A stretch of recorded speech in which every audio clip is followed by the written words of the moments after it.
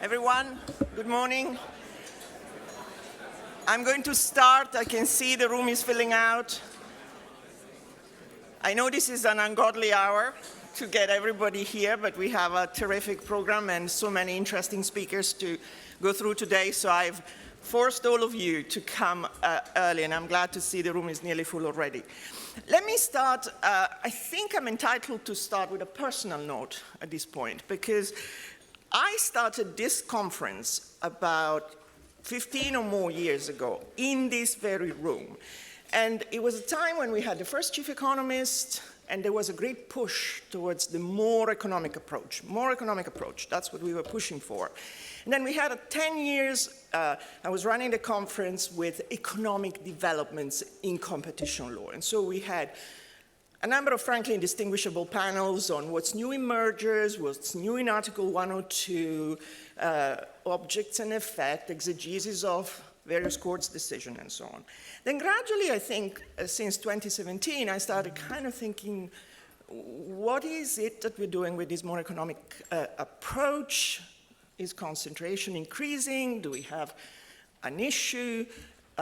What's up with these digital platforms? Is it sort of problematic? And then this accelerated, I think, after 2018, when I started calling this conference Antitrust in Times of Upheaval, Antitrust in Disrupted Times. Then last year it was Antitrust in the Political Economy, and this year we're talking about the next world order. So people say, are you going slightly crazy? This is nothing antitrust anymore, this is geopolitics.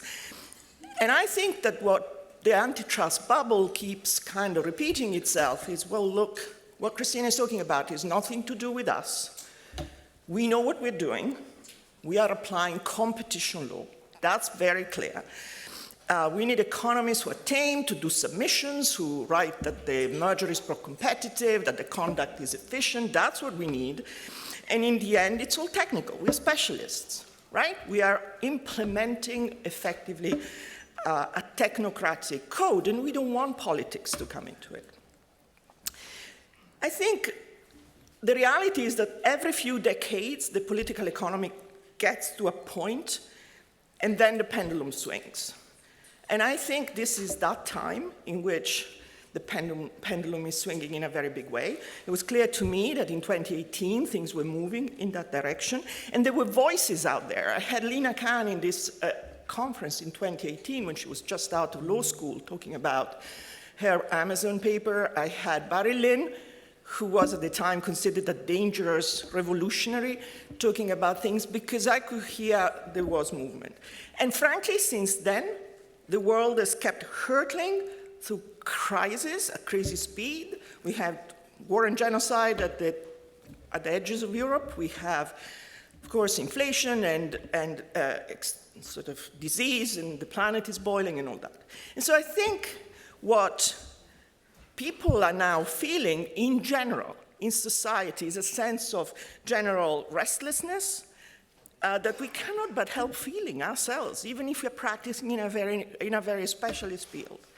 A sense that, you know, we should be thinking about people not as consumers, but as citizens, as people who inhabit this planet, care about justice and growth and fairness and democracy. So this is a massive shift, I think, in our collective understanding of what we do. And antitrust is not independent of this. It's at the core of what we do, because, of course, it is a critical check to capital. It does allocate assets, or presides over the allocation of assets. So this shift, I think I can feel it happening. I can see it happening in the US very clearly, where antitrust regulators have certainly revived flagging antitrust, more fairness, more equality, less concentration. We'll talk about it today.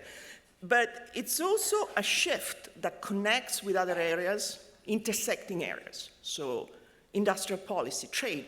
And I really don't see how we in the antitrust field can say this is nothing to do with me. These are other things that I've got no interest in, and they're nothing to do with me. The reality is that in all these intersecting areas, the lodestar of efficiency is over. So one after the other, senior regulators are coming out and saying this is no longer what we do. So we'd better check it out.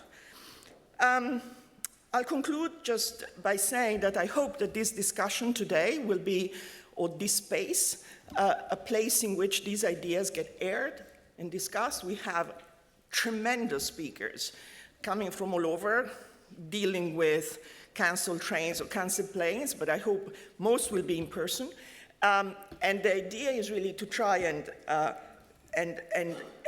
push this notion that these areas are not independent of each other, and the entire posture in antitrust needs to take into account what the world before us has turned into. So I'll conclude.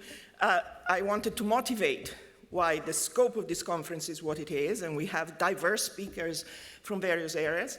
But I want to go on and invite my first two speakers, Olivier Gersand, who needs no introduction, of course, Director General Competition, and Andrea Schwab, Member of Parliament. Can you please come on stage, and we will start. I hope we'll have a good day. Thank you very much.